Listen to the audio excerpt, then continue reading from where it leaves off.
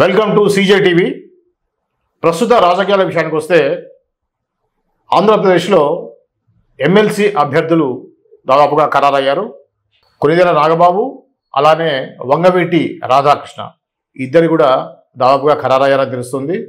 ఈ సందర్భంలో అక్కడ రాజకీయాలు ఎలా ఉండబోతున్నాయి అనే అంశం గురించి సీనియర్ జర్నలిస్ట్ చందు జనార్దన్ గారితో మాట్లాడి తెలుసుకునే ప్రయత్నం చేద్దాం. నమస్తే అండి జనార్దన్ గారు. ఇప్పుడు ఎమ్మెల్సీకి సంబంధించి అంటే ఇప్పుడు ఎమ్మెల్యేల కోటాలో ఎమ్మెల్సీలు అయితే ఉన్నారో జనసేన నుంచి చాలామంది పేర్లు వచ్చాయి. సో దాంట్లో నాగబాబు గారి విషయం, ఇంకోటి వంగవీటి రాధాకృష్ణ సంబంధించి వంగవీటి టీడీపీ నుంచి. ఇప్పుడు జనసేన నుంచి నాగబాబు గారి యొక్క దాన్ని మనం ఏ విధంగా చూడాలి అంటే గతంలో అతను రాజ్యసభ ఎంపీకి పంపిస్తారని చెప్పేసి రకరకాల ఊహాగానాలు వచ్చాయి కదా. ఈ సందర్భంలో దీన్ని మనం ఏ విధంగా చూడాలి? అందరికీ నమస్కారం. ముఖ్యంగా నాగేంద్రబాబు గారు నా ఎమ్మెల్సీకి సంబంధించిన అంశంలో ఏదైతే గత 2 నెలల క్రితమే నాగేంద్రబాబు గారికి మంత్రి పదవి ఇస్తారని, ఎమ్మెల్సీ ఇచ్చి మంత్రి పదవి ఇస్తారని ఒక ప్రకటన కూడా చూసాం మనం. అదేవిధంగా రాజ్యసభకు సంబంధించిన అంశాలు వచ్చినప్పుడు సానా సతీష్ అదేవిధంగా వారిద్దరికి రాజ్యసభ సభ్యులు ఖరారు చేసినప్పుడు కూడా నాగేంద్రబాబు గారికి రాజ్యసభ కూడా అవకాశం ఉంది. ఆ రాజ్యసభ సంబంధించిన అంశంలో రాజ్యసభ ఇచ్చి కేంద్రంలో మంచి గౌరవం ఇస్తారనే చర్చ ఎక్కువగా కొనసాగింది. ప్రస్తుతం ఎమ్మెల్సీకి సంబంధించిన అంశంలో జనసేన నుంచి నాగేంద్రబాబు ఎమ్మెల్సీగా నామినేషన్ వేయటం, ఏర్పాట్లు కానీ ఆయన అభ్యర్థిత్వం ప్రకటించడం కానీ, ఆయన అభ్యర్థిత్వం ప్రకటించిన తర్వాత ఆయన ఏర్పాట్లు చూసే ప్రక్రియలో జనసేన పార్టీ అదేవిధంగా ముఖ్యమైన శాసనసభ్యులు నాయకత్వం నాదెండ్ల మనోహర్ దానికి నేతృత్వం వహించి దగ్గరుండి ఈ విధంగా ఈ ప్రక్రియను కూడా చూస్తూ ఉన్నాం మనం 2 రోజుల నుంచి.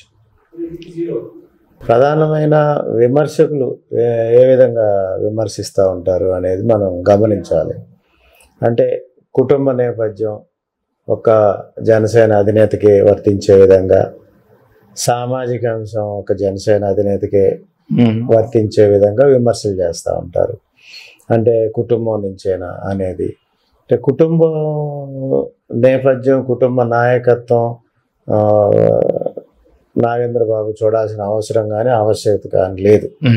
ఎందుకంటే నాగేంద్రబాబు సంబంధించిన అంశంలో ఆయన చిరంజీవి అభిమాన సంఘంగా గత 30 సంవత్సరాల నుంచి, ఆయన అంతకంటే ముందు నుంచి కూడా చిరంజీవి అభిమానిగా, అభిమాన సంఘంగా, అభిమాన సంఘ నాయకుడిగా చిరంజీవి కోసం, మెగా ఫ్యామిలీ కోసం, మెగా కుటుంబం కోసం కంటే కూడా మెగా ఫ్యాన్స్ కోసం ఆయన కృషి చేశాడు. ఆయన మొదటి నుంచి కూడా వాళ్ళని కంట్రోల్ చేయడం, అప్పుడు 50 రోజుల దినోత్సవం, లేకపోతే 100 రోజుల దినోత్సవం, 150 రోజుల దినోత్సవం, 200 రోజుల దినోత్సవం, ఈ విధంగా మనం సినిమా ప్రమోషన్ సంబంధించి కూడా మన ఉమ్మడి రాష్ట్రంలో కానీ ఇతర రాష్ట్రాల్లో కానీ నాగేంద్రబాబు యొక్క ఫ్యాన్స్ కోఆర్డినేషన్ అనేది ఉంది. ఆయన యొక్క పనితనం అంటే ఆయన ఇన్వాల్వ్మెంట్ ఇవన్నీ కూడా మొదటి నుంచి ఉన్నాయి ఇవంతా. అందువల్ల ఏదో పవన్ కళ్యాణ్ గారికి సోదరుడైనంత మాత్రాను, లేకపోతే ఆ కుటుంబం నుంచి వచ్చాడు కాబట్టి ఇవ్వకూడదు అనే దాని మీద చర్చ అనేది కూడా అనవసరం. ఎందుకంటే ఇప్పుడు మనం రాజుల కాలం నుంచి కూడా తీసుకున్నట్టయితే రాజుల కుటుంబం నుంచే ఆ రోజు యువరాజు వస్తాడు, లేకపోతే యువరాణి వస్తుంది, మహారాణి కానీ ఇవన్నీ కూడా పాలించిన నేపథ్యం భారత సంస్కృతి, మన భారతదేశంలో ఇవన్నీ కూడా చూసాం మనం మొదటి నుంచి. వాటికి భిన్నంగానే మెగా సోదరులు ఇద్దరు కూడా ఎదిగారు. ఆ రోజు చిరంజీవి మెగాస్టార్ గా ఉండి ప్రజారాజ్యం పార్టీ స్థాపించినప్పుడు కూడా పవన్ కళ్యాణ్ గారు కానీ అదేవిధంగా నాగేంద్రబాబు గారు కానీ ఇద్దరు సోదరులుగా కంటే కూడా వాళ్ళిద్దరు ఆయన అభిమానులుగా పనిచేశారు. ఆయన యువరాజు బాధ్యతలు చేపట్టినా, ఈయన ఇంకొక బాధ్యతలు చేపట్టినా కార్యకర్తలుగానే పనిచేసే నేపథ్యం ఉంది. వీటినన్నింటినీ మనం క్రోడీకరించి కనుక మనం చూసుకున్నట్టయితే కొణిదెల నాగబాబు నాగేంద్రబాబుకి ఎమ్మెల్సీ స్థానానికి పూర్తి స్థాయి ఎలిజిబిలిటీ ఉన్న నాయకుడు. జనసేనలో జనసేన పార్టీ స్థాపించిన రోజు నుంచి, జనసేన స్థాపించారనే దగ్గర నుంచి ఆయన విదేశాలు తిరిగారు. దుబాయ్ కానీ, యుఎస్ కానీ, రకరకాల రాష్ట్రాలు, దేశాలు తిరిగారు. జనసేన గురించి ఆయన ముందుగా ప్రచారం చేశారు, కార్యకర్తగా తిరిగారు. ఈ నేపథ్యం ఉంది కాబట్టి జనసేన పార్టీ నుంచి శాసన మండలి సభ్యులుగా ఆయనకి పూర్తి స్థాయి అర్హత అనేది ఉంది. ఈ విమర్శలు అనేవి రాజకీయాల్లో కామన్ గా ఉంటాయి.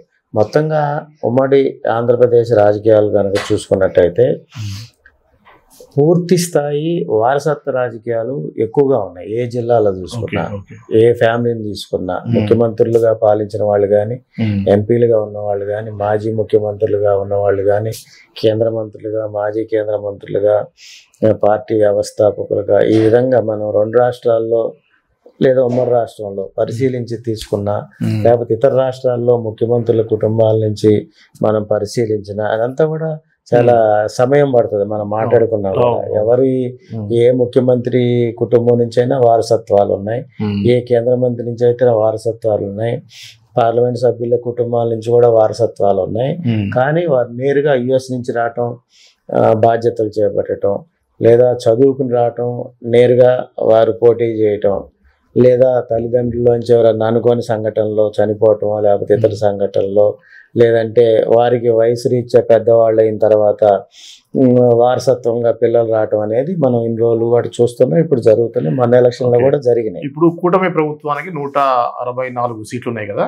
124 సీట్లకు గాను ఇప్పుడు ఎమ్మెల్సీలు ఎంతమందిని వీళ్ళు ఎమ్మెల్యే కోటాలో తీసుకోవచ్చు? అంటే ఇప్పుడు ఎమ్మెల్సీలుగా ఇప్పుడు ఎన్ని ఖాళీలు అయినాయి, దాంట్లో టీడీపీ ఏం తీసుకుంటుంది, లేదంటే జనసేన ఏ విధంగా పోతుంది, లేకపోతే టీడీపీలో ఎవరికన్నా అవకాశం ఇస్తున్నారా లేదా అనేది ప్రత్యేకంగా ఇంకొక సబ్జెక్ట్ లో మనం చర్చించుకున్నాం. ఇక్కడ మనం నాగేంద్ర బాబుకు సంబంధించిన అంశంలో కనుక తీసుకున్నట్లయితే నాగేంద్ర బాబు పూర్తి స్థాయి అర్హత ఉన్న నాయకుడు జనసేన ద్వారా. కాబట్టి ఎట్టి పరిస్థితుల్లో కూడా పవన్ కళ్యాణ్ గారికి పూర్తి స్థాయి అందుబాటులో ఉండి పార్టీ ఆదేశాల ప్రకారం ఏదైతే క్రమశిక్షణతో పార్టీ ముందుకు వెళ్ళే పరిస్థితి ఉందో దానికి అనుగుణంగా ఒక కార్యకర్తలాగా పనిచేస్తూ ముందుకెళ్తున్న నాయకుడిగా నాగేంద్ర బాబుకి పూర్తి స్థాయి అర్హత ఉంది దీంట్లో. ఓకే. అలానే వంగవీటి రాధా గారి విషయానికి వస్తే అతను వైసీపీ నుంచి టీడీపీలోకి రావడం జరిగింది ఎలక్షన్స్ ముందు. ఓకే, అతను ఎమ్మెల్యే టికెట్ ఇస్తారని చెప్పేసి బాగా అనుకున్నారు. అతను వంగవీటి అభిమానులు అయితే కాపులు అయితే. ఈ క్రమంలో అప్పుడు ఎమ్మెల్యే టికెట్ రాలేదు కదా. ఇప్పుడు ఎమ్మెల్సీగా తీసుకోవడాన్ని మనం ఏ విధంగా చూడవచ్చు?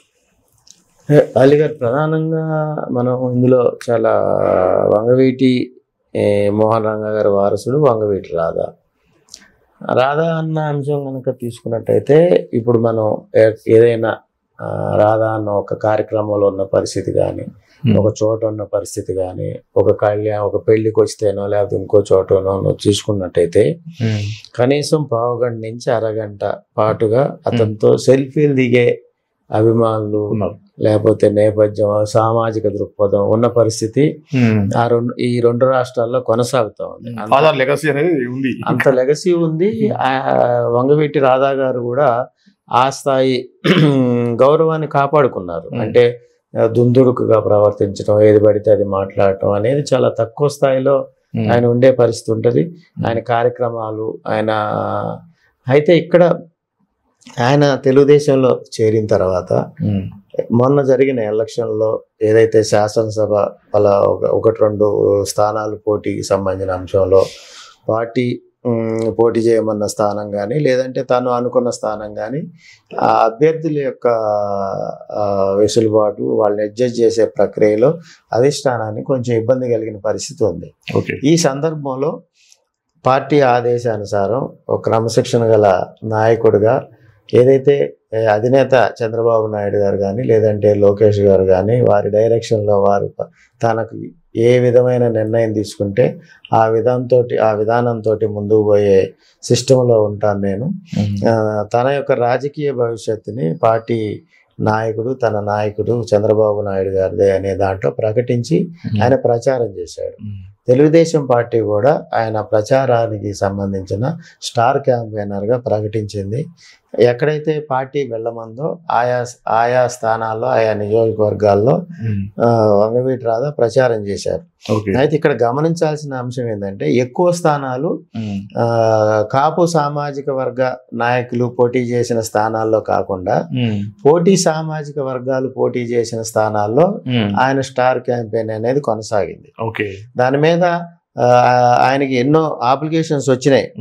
తన నియోజకవర్గాల గురించి ప్రచారానికి రావాలని, ప్రచారం చేయాలని కోరిన ఏదైతే వంగవీటి రాధా సంబంధించిన ఎన్నికల ప్రచార కార్యక్రమాన్ని పార్టీ ఆఫీస్ నుంచి డైరెక్షన్ తోటి వారి ఆదేశించిన స్థానాల్లో వారు ప్రచారం చేయటం జరిగింది. ఆయా స్థానాల్లో విపరీతమైన మెజార్టీ కానీ లేకపోతే ఇంకోటి కానీ ప్రభావితం జరిగిందని చెప్పొచ్చు. జన సమీకరణ భారీ స్థాయిలో జరిగిన పరిస్థితి కొనసాగింది అక్కడ.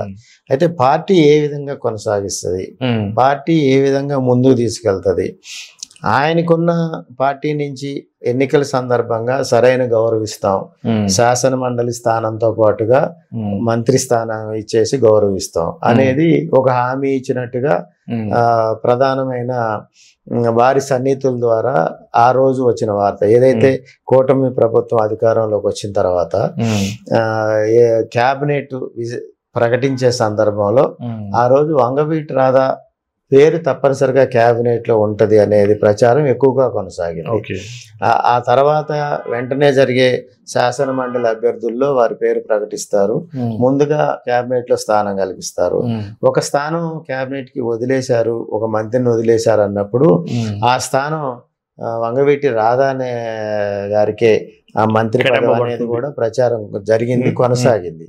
అయితే ఈ నేపథ్యంలో శాసన మండలిలో ఆయన ప్రకటిస్తారని లేదా ఒక స్థానం, ఎందుకంటే ఇప్పుడు నాగేంద్ర బాబు శాసన మండలి లోకి వచ్చిన తర్వాత తప్పనిసరిగా వారికి మంత్రి హోదా అనేది తప్పనిసరిగా ఇచ్చే అవకాశం ఉంది. పార్టీ అధిష్టానం కూడా ఆ విధంగా ఇచ్చే విధంగా ముందుకెళ్తున్నాం అనే విధానంలో కూడా ప్రకటించింది గతంలో.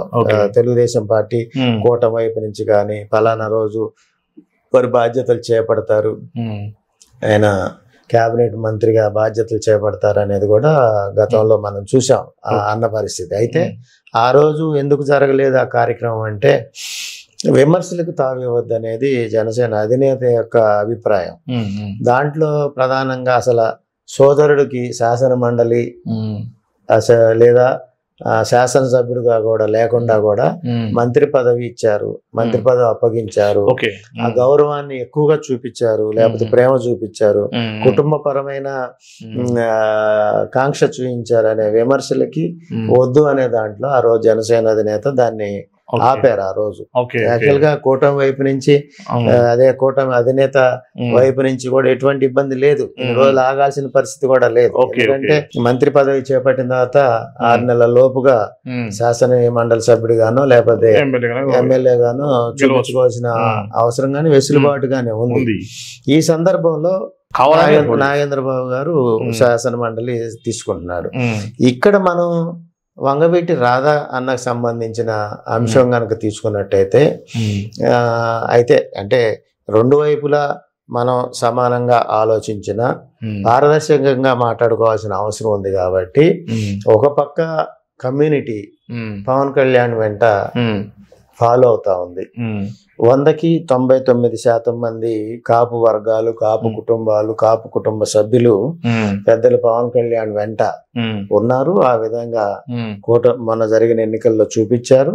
దాని ఫలితాలే కూటమి విజయ అవకాశాలు. దాని మీద ప్రతిపక్ష పార్టీ వైసీపీ కూడా విశ్లేషించి క్రోడీకరించి గెలుపోటములు సమీక్షించి ఈ గెలుపు కాపులది అనేది కూడా వాళ్ళ అంతర్గత సమావేశాలు ఇప్పటికీ దాదాపుగా 4 సందర్భాల్లో జరిగిన సమీక్షల్లో కూడా వైసీపీ అధినేతతో పాటుగా ముఖ్య నేతలంతలో కూడా అందరూ కూడా ఏకీభవించి ఒప్పుకున్న అంశం కాపులు వల్లనే సైడ్ కాపు వర్గాలు, కాపు కుటుంబ సభ్యులు, ఏదైతే రాయలసీమ నుంచి మనం బలిజలు అంటాం, తూర్పు వైపు నుంచి మనం తూర్పు కాపు అంటాం, ఈ విధంగా కాపు, తెలగ, బలిజ, ఒంటరి, తెలంగాణ ప్రాంతం నుంచి కూడా అనేక మంది వచ్చేసి ఆంధ్ర ప్రాంతంలో ఉన్న పరిస్థితి ఉంటది.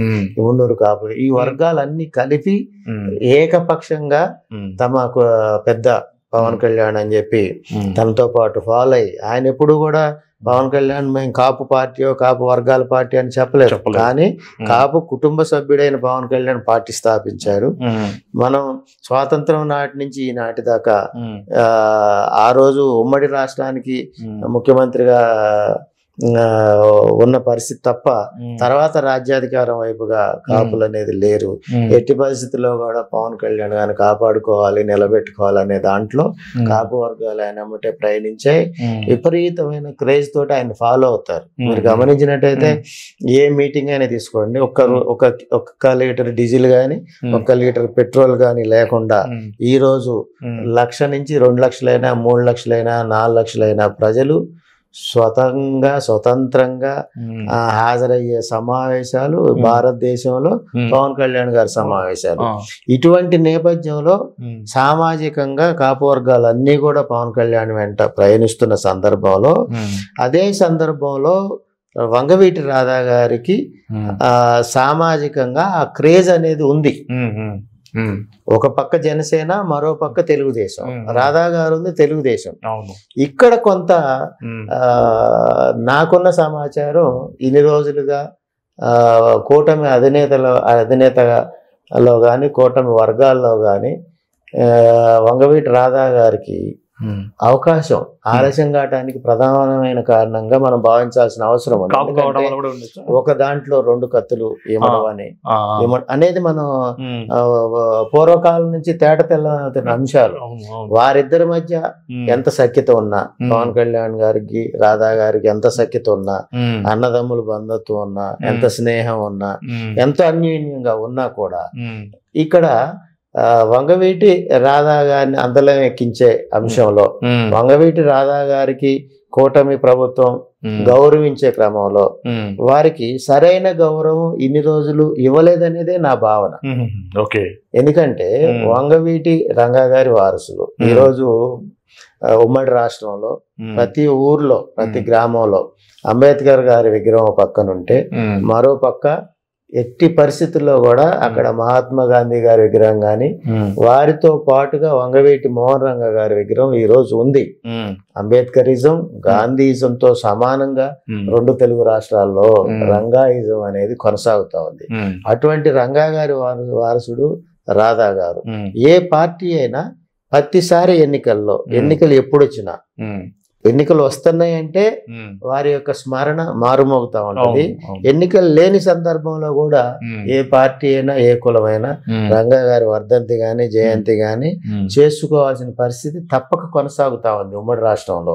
అటువంటి పరిస్థితుల్లో ప్రతి గ్రామంలో కూడా రంగా గారి వర్ధంతి, జయంతి కొనసాగుతున్న సందర్భంలో ఎన్ని నెలల పాటు కూటమి విజయానికి తన వంతుగా కృషి చేసిన రాధా గారికి గౌరవించే సందర్భంలో కూటమి ప్రభుత్వం ఆలస్యం చేసిందనే నేను భావిస్తా ఉన్నా. అంటే ఇప్పుడు నాగేంద్ర బాబు కాపు, రాధా కాపు కావడం వల్ల కాపులకి ప్రాధాన్యత ఎక్కువ అవుతుంది అనేటువంటి ఎక్కడుంది అసలు విమర్శకి ఇప్పుడు అసలు ఎక్కడుంది? ఇప్పుడు నీకు 175 స్థానాల్లో ఎన్నికల సందర్భం గాని, ఎన్నికల తర్వాత గాని ఈ రోజు దాకా కాపుల పక్షాన కూటమి వైపుగా మాట్లాడిన పరిస్థితి లేదు. ఈ మధ్య కాలంలో ఇంకా చెప్పుకోవాలంటే ప్రతిపక్ష పార్టీ అయిన వైసీపీ తన ఓటమికి కారణం ఏంటనేది ఒక పక్క, కూటమి ప్రభుత్వం ఎందుకని కాపు వర్గాలను విస్మరిస్తుంది, కాపు ఉద్యోగులకు కానీ, వ్యాపారస్తులకు కానీ ఆ కూటమిలో వైసీపీలో పెద్ద నాయకత్వంతో మాట్లాడిన సందర్భం ఉంది. వారు ఆ సందర్భంగా ఒక 2 ముఖ్య నేతలు మీ కాపులకు అన్యాయం జరుగుతుంది, మీరు స్పందించట్లేదని నాతో కూడా మాట్లాడారు. అయితే కూటమి ప్రభుత్వం వచ్చింది కొత్తగా, ప్రభుత్వ పరమైన ఇబ్బందులు ఉన్నాయి అనేది కూటమి ప్రభుత్వం చెప్తా ఉంది. ఏదైతే ప్రభుత్వంలో కూటమి ప్రభుత్వంలో ఉద్యోగస్తుల పట్ల కానీ వ్యాపారస్తుల పట్ల కానీ నిర్లక్ష్యం ఎక్కువగా ఉన్నమాట వాస్తవం. ప్రధానంగా పోస్టింగ్ విషయంలో కాపు వర్గాలను పూర్తిగా విస్మరించిన పరిస్థితి ఉంది. ఏదైతే పోలీసు పోస్టింగ్ ఎస్ఐ నుంచి సిఐ గాని డిఎస్పి గాని ఆ స్థాయి అధికారులు అసలు పూర్తి స్థాయి అనేది పూర్తి స్థాయిలో ఏ జిల్లాలో కూడా పోస్టింగ్ లోనే లేరు. ఎస్ఐలు అంటే సంఖ్య ఎక్కువ ఉంది కాబట్టి ఏదో ఒక పోలీస్ స్టేషన్ లో కొంత పర్సంటేజ్ అన్నా అడ్జస్ట్ చేయక తప్పదు కాబట్టి కొన్ని చోట్ల ఎస్ఐలు ఉన్నారు కానీ అసలు సిఐ పోస్టింగ్లు ప్రధాన కేంద్రంలో అసలు లేరు. కృష్ణా గుంటూరులో లేరు. ఈస్ట్ వెస్ట్ లో అసలు డిఎస్పీలు అనేవాళ్ళు లేరు. అనుకోకుండా ఒక డిఎస్పీ పోస్టింగ్ జరిగితే 24 గంటల్లో ఆ డిఎస్పీని మార్చే పరిస్థితి కొనసాగుతోంది. లూప్ లైన్ కి కేర్ ఆఫ్ గా కాపు ఉద్యోగస్తులు కొనసాగుతా ఉన్నారు. మరి ఈ పరిస్థితుల్లో మరి కూటమి ప్రభుత్వం విజయాన్ని తీసుకురావడానికి ప్రధానమైన కాపు వర్గాలని మరి కూటమి ప్రభుత్వం విస్మరిస్తుంది కదా. దాని మీదే ప్రతిపక్ష పార్టీ వైసీపీ సమీక్షించింది. కానీ మీరన్నట్టుగా కాపులకి గౌరవం ఇస్తున్నారు అనేది ఇప్పటిదాకా ఆ గౌరవం అనేది ఎక్కడా కొనసాగలేదు. ఎందుకంటే గతంలో ఇదే 175 స్థానాల్లో దాదాపు 30 మంది పైన ఎమ్మెల్యేలు ఉండేవాళ్ళు, ఎంపీలు ప్రాధాన్యత ఉండేది. ఇప్పుడు నీకు జనసేనకి ఇచ్చిన 23 స్థానాలన్నీ కూడా కూటమి ప్రభుత్వం కాపు సీట్లుగా చూస్తున్నాయి. కానీ దాంట్లో అందరూ జనసేనలో ఉన్న వాళ్ళు కాపులు కాదు కదా, అందరికి ఇచ్చారు కదా, అన్ని వర్గాలకి ఇచ్చారు. దాంట్లో బీజేపీకి కొన్ని సీట్లు ఇచ్చారు. తర్వాత 23 వస్తే మళ్ళీ 2 బీజేపీకి ఇచ్చారు. తర్వాత 21 స్థానాలు వచ్చినాయి. ఈ 21 స్థానాల్లో కూడా కులాల ఈక్వేషన్ కానీ ఇవన్నీ కూడా పార్టీ చూసుకుంటది. ఇప్పుడు కూటమి ప్రభుత్వం ఏ విధంగా చూసుకుంటుంది? 21 స్థానాలు ఇచ్చాం కాబట్టి ఆ 21 జనసేన కాబట్టి జనసేనలో ఎవరు పోటీ చేసినా వారు కాపులు కాదు. జనసేన అధినేత కాపు, కానీ వారు రాజకీయాల్లో కులాలకు అతీతంగా పనిచేసే లెఫ్ట్ బాల్తో ఉన్న నాయకుడు పవన్ కళ్యాణ్ గారు మనం చూసుకున్నట్టయితే. కాకపోతే తాను ఆ కులంలో కాపు కులంలో జన్మించాను కాబట్టి కాపు కులం నాది అనేది స్పష్టత ఇస్తాడు తప్ప కులం ఆయన ఓన్ చేసుకుంటది కుటుంబ సభ్యుడు కాబట్టి. ఈ సిస్టంలో జరిగినప్పుడు గతంలో చంద్రబాబు నాయుడు గారిని కనుక మీరు గమనించినట్టయితే నెంబర్ 2 స్థానాలన్నీ కూడా ఉమ్మడి రాష్ట్రంలో తెలుగుదేశం పార్టీలో చంద్రబాబు నాయుడు నాయకత్వంలో కాపులకు ప్రాధాన్యత ఉండేది. ఆ రోజు ఎంపీలు కానీ రాజ్యసభ సభ్యులు కానీ ఎమ్మెల్యేలు కానీ లేదా పార్టీ ఆఫీస్ కార్యాలయ నిర్వహణ బాధ్యతలు కానీ చూసుకున్నట్టయితే దాదాపు 40 మంది క్రియాశీల నాయకత్వం ఉండేది. ఆ రోజు ఉమారెడ్డి వెంకటేశ్వర గారు, శ్రీరామచంద్రయ్య గారు, కళా వెంకట్రావు గారు, అల్లాడి రాజ్ కుమార్ గారు, ఇట్లా వంగా గీత, నీకు ఆ రోజు ముద్రగడ పద్మనాభం గారు, ఇట్లా మనం చూసుకున్నట్టయితే ఎంపీలు, పార్టీ కార్యాలయ ఇన్ఛార్జ్ కూడా రాధాకృష్ణ గారు ఉండేవాడు. అదేవిధంగా నీకు లైబ్రరీ ఇన్ఛార్జ్ గా ఆ రోజు విక్రమ్ గారు ఉండేవాళ్ళు, విక్రమ్ అని ఉండేవాళ్ళు. ఈ విధంగా చూసుకున్నట్టయితే నెంబర్ 2 చంద్రబాబు నాయుడు గారి తర్వాత ఎంపీలుగా, ఎమ్మెల్సీలుగా, రాజ్యసభ సభ్యులుగా, లేదంటే పార్టీలో ప్రధానమైన బాధ్యతల్లో పోలిట్ బ్యూరో సభ్యులుగా కానీ నీకు ప్రధానమైన పాత్ర నీకు కాపులు. ఇప్పుడు చంద్రబాబు నాయుడు గారు ఎందుకన్నా కానీ కాపుల వైపు ఆలోచించట్లేదు. ఈ రోజు దాకా అసలు చంద్రబాబు నాయుడు గారు కాపుల గురించి మాట్లాడే పరిస్థితి లేదు. అదేంటంటే కళ్యాణ్ గారు ఉన్నారు, కళ్యాణ్ గారు చూసుకుంటారనే భావనలో ఉన్నారేమో బహుశా, నాకు తెలియదు. కానీ వారు కూడా కాపు వర్గాలకు సంబంధించిన సమస్యల మీద ఆలోచించాల్సిన అవసరం ఉంది. పెద్దలు చంద్రబాబు నాయుడు గారు నేను అప్పీల్ చేస్తా ఉన్నా. ఎందుకంటే ముఖ్యంగా ఏదైతే ఉద్యోగస్తులు ఇబ్బందులు పడతా ఉన్నారో, ఇప్పుడు అన్ని నీకు రాష్ట్రంలో 1/4 సామాజిక వర్గం ఉంది. కాపు వర్గాల్లో దాదాపు 1,20,00,000 మంది కాపు ప్రజలు ఉన్నారు. మీ ప్రభుత్వం అధికారంలో రావడానికి కాపు వర్గాలు పూర్తి స్థాయిలో పనిచేశారు. సంఘాలుగా పనిచేసే నాయకత్వం, ఉద్యమాలు చేసే నాయకత్వం కూడా తెలుగుదేశం పార్టీలో జాయిన్ అయ్యి తెలుగుదేశం పార్టీ నాయకత్వం లాగా పనిచేసి కాపు సమావేశాలు, సంఘ సమావేశాలు, జేఏసీ సమావేశాలు ఏర్పాటు చేసి ఇప్పుడు తెలుగుదేశం పార్టీలోనే క్రియాశీలకంగా ఉన్నారు. వాడంతా నాయకత్వం ఉద్యమం నుంచి వదిలేసి పార్టీలో ఉన్నారు. వాళ్ళంతా పార్టీ కోసం పనిచేస్తా ఉన్నారు. కానీ వాళ్ళు ఎవరికి కూడా సరైన గుర్తింపు లేదు, బాధ్యతలు లేవు, పదవులు లేవు, ఎక్కడా లేదు. మొత్తంగా చూసుకున్నట్టయితే కాపుకి ఒక కార్పొరేషన్ చైర్మన్ డేగల ప్రభాకర్ గారు గుంటూరు నుంచి ఇచ్చారు. ఏది ఇప్పటిదాకా నీకు కూటమి ప్రభుత్వం అధికారంలోకి వచ్చిన తర్వాత ఎక్కడన్నా ఒకళ్ళు ఇద్దరికి ఏమైనా డైరెక్టర్లు ఇస్తే ఇచ్చారేమో గానీ ఎక్కడా కూడా న్యాయం జరగట్లేదు. న్యాయం అనేది జరగట్లేదు. కాపు కార్పొరేషన్ అనేది కాపుకే ఇవ్వాలి కాబట్టి సుబ్బారాయుడు గారికి ఇచ్చారు. వారు ఇప్పటిదాకా బాధ్యతలు చేపట్టలేదు. అది వేరే అంశం. కాపు కార్పొరేషన్ కి ఇంకా ఇతర కులానికి ఎవరికి ఇవ్వలేదు కదా. అది జనసేన కోటాలో సుబ్బారాయుడు గారికి ఇచ్చారు. జనసేన కోటాలో ఇంకో కార్పొరేషన్ చైర్మన్ మన శివశంకర్ గారికి ఇచ్చారు. ఇది మినహా ఒకళ్ళిద్దరు డైరెక్టర్లు ఇచ్చారు. అంత పెద్ద రాష్ట్రంలో, అన్ని జిల్లాలు ఉన్న రాష్ట్రంలో 175 నియోజకవర్గాలు ఉన్న స్థానాల్లో నీకు పోటీ చేసిన స్థానాలు 21 స్థానాల్లో జనసేన పోటీ చేస్తే మరి మిగతా పోటీ చేయని స్థానాల్లో వాళ్ళంతా కూడా నాయకత్వం పార్టీ పెట్టినప్పటి నుంచి పనిచేసింది. మరి వాళ్ళని అడ్జస్ట్ చేయాల్సినంత అవసరం పార్టీకి ఉంటది, కూటమి ప్రభుత్వానికి ఉంటది, జనసేన కూడా ఉంటది.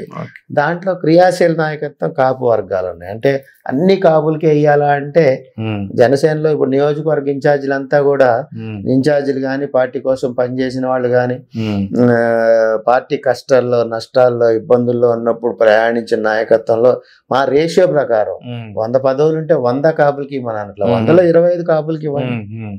25% కాపు వర్గాలు ఉన్నాయి కదా, 25% కాపులకి ఇవ్వండి. నీకు దామాషా ప్రకారం ప్రభుత్వ ఉద్యోగుల్లో పోకల్ స్థానాలు ఇవ్వండి, పోస్టింగ్లు ఇవ్వండి. పోలీస్ యంత్రాంగంలో కానీ, రెవెన్యూ యంత్రాంగంలో కానీ, పంచాయతీరాజ్ వ్యవస్థలో కానీ ఏదైతే క్రియాశీలకమైన డిపార్ట్మెంట్లు ఉన్నాయో మీకు అవకాశం ఉన్న చోట పోలీస్ యంత్రాంగంలో అసలు ఒక్క డిఎస్పీ పోస్టింగ్ లేకపోతే ఎంత అన్యాయం.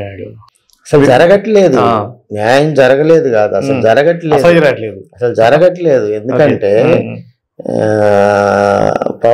పవన్ కళ్యాణ్ గారు కూటమి రావటానికి ప్రధాన కారణంగా ఉన్నారు. అదే విధానంలో సుదీర్ఘమైన నాయకత్వం చంద్రబాబు నాయుడు గారిది. కాపు వర్గాలు, కాపు దామాషా, జనాభా దామాషా ఏ విధంగా ఉంది, ప్రాధాన్యత ఏ విధంగా ఉంది. అంతకుముందు ఇదే రాయలసీమలో ఇప్పుడు బలిజలకు ఏ విధమైన స్థానం ఉంది. ఆ రోజు ఎంపీలుగా ఆదికేశ్వర నాయుడు గారు కానీ, డాక్టర్ రామయ్య గారు కానీ, అదే విధంగా నీకు కడప వైపు నుంచి శ్రీరామచంద్రయ్య గారు కానీ, ఈ విధంగా రాయలసీమలో ఉంది. అసలు రాయలసీమలో పోటీ చేసిన స్థానాలు లేవు. నీకు అంత రాయలసీమ 6 ఉమ్మడి జిల్లాల్లో అసలు సీట్లు లేవు.